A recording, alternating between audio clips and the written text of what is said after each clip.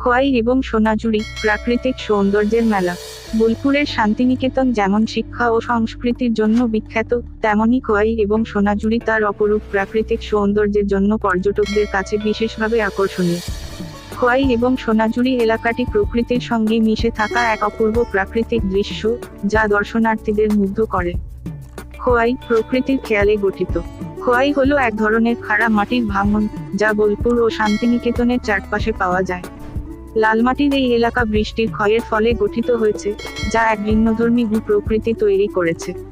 খোয়াইয়ের এই মাটির ভাঙন, তার আঁকাবাঁকা পথ এবং পাশে বয়ে চলা নদী বা খালের ধারা পর্যটকদের মুগ্ধ করে। খোয়াই এলাকার বিশেষ বৈশিষ্ট্য হল তার লালমাটি, যা সূর্যাস্তের সময় এক অপূর্ব দৃশ্য তৈরি করে। বিকেলের আলো যখন লালমাটির উপর পড়ে, তখন পুরো অঞ্চলটি যেন রঙিন চিত্রকর্মে পরিণত হয়। এই দৃশ্য এতটাই মোহনীয় যে বহু চিত্রশিল্পী এবং ফটোগ্রাফার খোয়াইয়ের সৌন্দর্যকে ক্যামেরায় বন্দি করতে ছুটে আসেন। সোনাঝুরি প্রকৃতির শান্তির আশ্রয়। খোয়াইয়ের কাছাকাছি অবস্থিত সোনাঝুরি গাছের বন, যা শান্তিনিকেতনের সবচেয়ে সুন্দর স্থানগুলির একটি। সোনাঝুরি হলো এক ধরনের গাছ, যা তার ঝরা পাতার সোনালী রঙের জন্য বিখ্যাত। শীতকালে সোনাঝুরি গাছের পাতাগুলো যখন ঝরে পড়ে, তখন পুরো এলাকা এক সোনালী চাদরে মোড়ানো বলে মনে হয়। এই বন এলাকা শান্তি এবং প্রশান্তির আশ্রয়স্থল হিসেবে পরিচিত।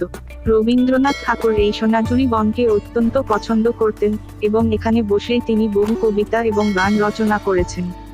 সোনাঝুরি বনের নিরিবিলি পরিবেশ পর্যটকদের মধ্যে এক অদ্ভুত শান্তির অনুভূতি জাগায়।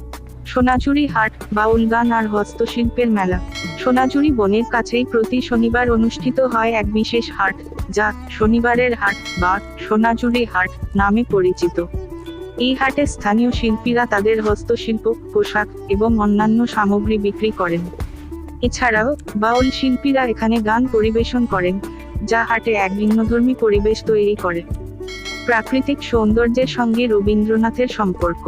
রবীন্দ্রনাথ ঠাকুর খোয়াই এবং সোনাঝুরি অঞ্চলের সৌন্দর্যকে গভীরভাবে অনুভব করেছিলেন। এই স্থানগুলির প্রাকৃতিক রূপ তার সাহিত্য, গান এবং চিত্রকর্মে প্রতিফলিত হয়েছে।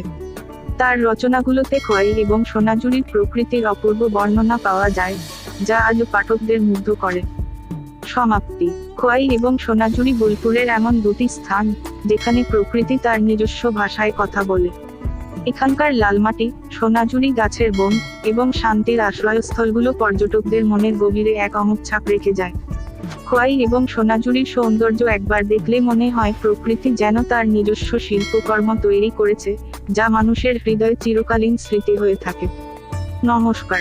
এইরকম শিক্ষণীয় ভিডিও ও মজার ভিডিও দেখতে আমাদের চ্যানেলটিকে অতি অবশ্যই সাবস্ক্রাইব করে পাশে থাকুন। নমস্কার।